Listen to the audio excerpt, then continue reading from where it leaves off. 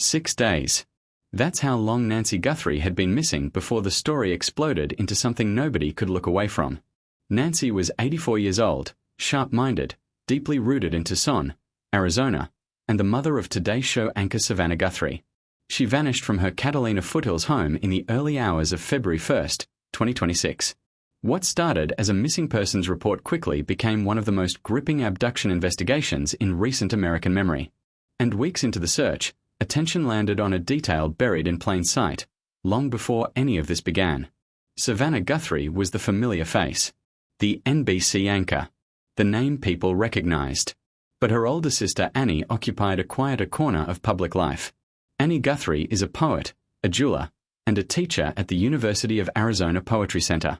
Her work explores consciousness, spirituality, and the inner life. She had published a debut poetry collection through Tupelo Press, and she ran courses in what she called oracular writing. None of that prepared her for what was coming. Annie and her husband, Tommaso Chioni, lived not far from Nance's home in Tucson. Chioni, around 50 years old and of Italian descent, had worked as a biology teacher and played in a local band. In a 2013 interview, Annie described him with striking warmth, calling him her greatest teacher, and saying he was a poet who wrote poetry with his lifestyle.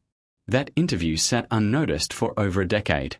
Then Nancy disappeared, and everything changed. According to authorities, Nancy had traveled by Uber to Annie and Tommaso's home on the evening of January 31st. Dinner, a family board game, a normal night. Tommaso then dropped her safely at her own home. That made them two of the last people to see Nancy before she vanished. And that's when the internet turned on them. Journalist Ashley Banfield claimed on her podcast that a law enforcement source had identified Chioni as a possible prime suspect. That claim was never verified by any official agency. But it didn't need to be verified to spread. Within days, the couple was at the center of a firestorm. Then the Pima County Sheriff stepped in.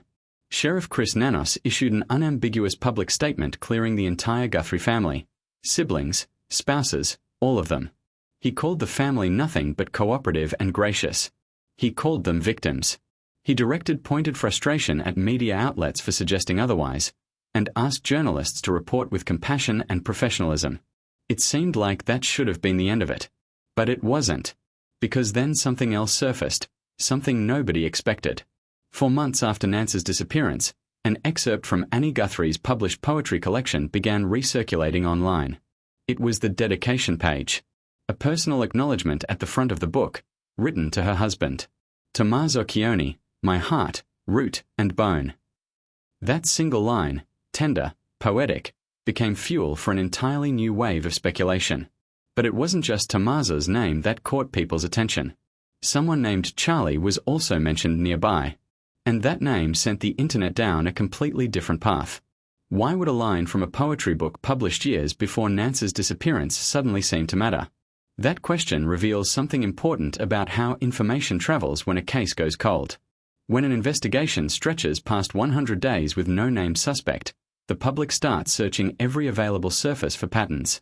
A dedication page becomes a clue. A name in an acknowledgement becomes a theory.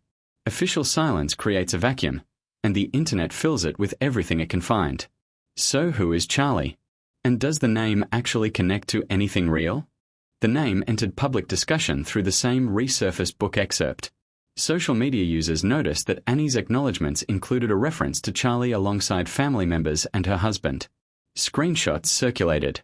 Users analyzed the phrasing, searching for hidden meaning in a literary acknowledgement written years before any of this unfolded. Some speculated Charlie was a figure with access to the family social circle. Others suggested investigators should be looking more closely. None of it carried official weight. Here's what the evidence actually shows. As of the latest updates, no official documents, no law enforcement statements, no verified reports have connected anyone named Charlie to the Nancy Guthrie investigation. The FBI and Pima County Sheriff's Department have named no individual, no suspect, no witness, no person of interest, by that name or any other. And there's a piece of context that gets lost in the noise. Nance's late father was named Charles Guthrie. The family knew him as Charlie before his death in 1988 during a mining trip in Mexico. He died at 49 years old. Savannah was just 16. It is entirely plausible, more than plausible, that the Charlie in Annie's acknowledgements was a tribute to her late father. Literary dedications routinely express gratitude to people who shaped an author's life, including those no longer living.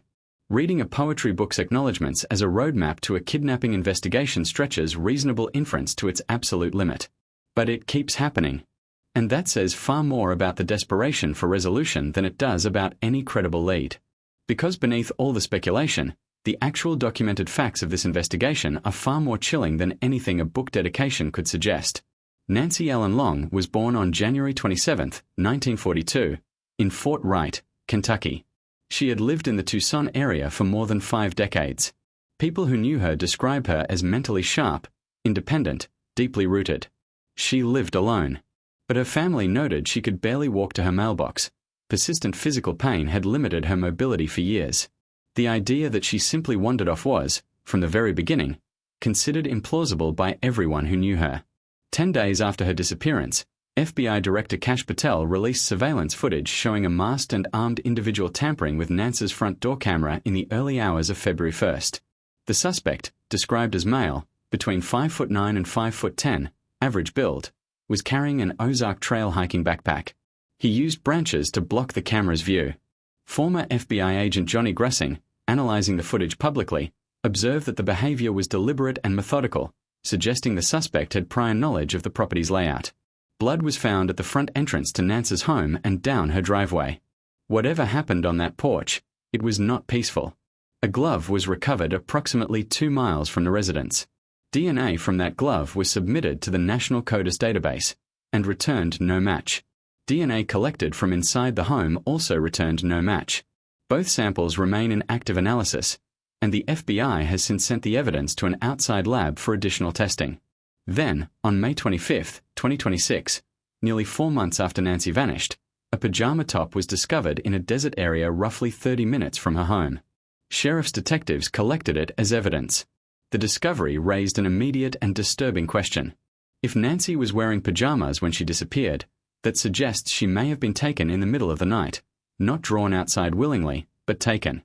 Sheriff Nanos has stated publicly that he believes the abduction was targeted, not random. His acknowledged awareness of a possible motive while refusing to disclose specifics.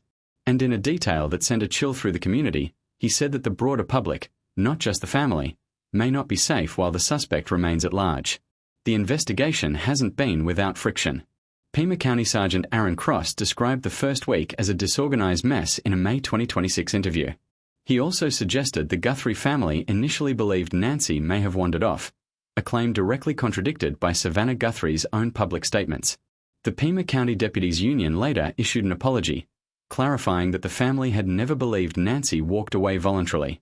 What they feared in those first hours was that she might have been taken to a hospital, not abducted.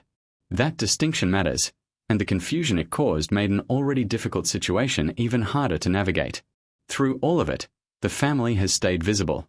Savannah suspended her duties at the Today Show, stepping back from coverage of the 2026 Winter Olympics to be present in Tucson. She returned to anchor on April 6, more than 2 months after her mother disappeared. Before going back on air, she sat down with former co-anchor Hoda Kotb and said something that revealed the full weight of what she was carrying. She said it was too much to bear, thinking that she had somehow brought this to her mother's door. That it was because of her. On February 7th, Savannah, Annie, and their brother Cameron released a video that appeared to address someone connected to the disappearance directly. Savannah said the family had received a message and understood. She pleaded for Nance's return, and confirmed they were willing to pay. It was widely interpreted as a response to a ransom communication, though investigators cautioned that multiple ransom letters received in the case had been assessed as inauthentic. One letter, obtained by TMZ, remained under active review. The family announced a $1 million reward for information leading to Nance's safe return. They also donated $500,000 to the National Center for Missing and Exploited Children, a gesture that reflected both urgency and an awareness that other families face the same nightmare without the resources the Guthries have. On March 2nd, Savannah, Annie, and Tommaso Chioni visited the memorial outside Nance's home together, walking arm in arm to the front of the property, standing before yellow flowers and handwritten notes left by strangers. The image became one of the most widely shared moments in the case's coverage. Tommaso Chioni, who had spent weeks at the center of internet suspicion, appeared simply as a husband and a son-in-law, grieving alongside a family that had been through enough. Former Pima County Detective Robbie Mayer, who had broken major investigations in the same region, stated publicly in May 2026 that he believes the suspect's name already exists somewhere within the 50,000 tips investigators have received. He praised the thoroughness of the FBI's approach and expressed confidence the case would be solved. That measured assessment, from someone who understands how major investigations actually work, offered a counterweight to the noise-dominating public discourse. What the Nancy Guthrie case has revealed, beyond the tragedy of a missing 84-year-old woman, is something about how public attention behaves when it's hungry for answers and starved of them. Annie Guthrie wrote a tender dedication to her husband and to the people who shaped her artistic life. Months later, in a completely different context, that dedication became a source of scrutiny. The name Charlie, whoever it referred to, acquired a significance it was never intended to carry. That shift, from personal gratitude to investigative clue, reflects the distorting power of a prolonged missing persons case playing out in real time. The family has made clear they will not stop searching. They've urged the community to review camera footage, check journal notes, share anything, however small, that might matter. They described Nancy as their bright North Star. Savannah Guthrie, who built her career on asking questions and finding answers, now waits for answers that haven't arrived. Annie Guthrie, whose life's work involves sitting with darkness and finding meaning inside it, faces a darkness no poem could have prepared her for. And Tommaso Chioni, whose wife named him her heart, root, and bone, stood arm in arm with the family at a memorial outside an empty home, doing what families do when the worst has happened and the answers have not yet come. The investigation continues. The reward remains unclaimed. And Nancy Guthrie, born in Fort Wright, Kentucky in 1942, who raised 3 children and spent decades building a life in Tucson, has not yet been found.